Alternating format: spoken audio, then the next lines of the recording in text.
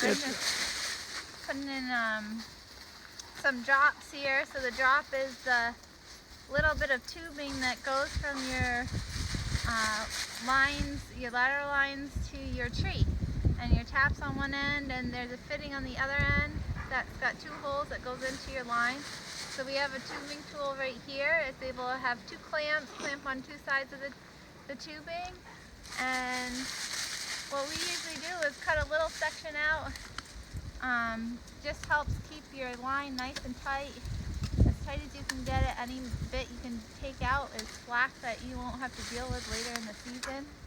And slack is not good in your lines. Always take your nubs and put them in your backpack so you don't leave them on the forest floor. And then we take our drop. Oh, there's a little spot where we can actually bore out the holes a little to make it ready to accept the fitting on the end of your tubing tool here. So you use that, put it in the end of each end of your tubing.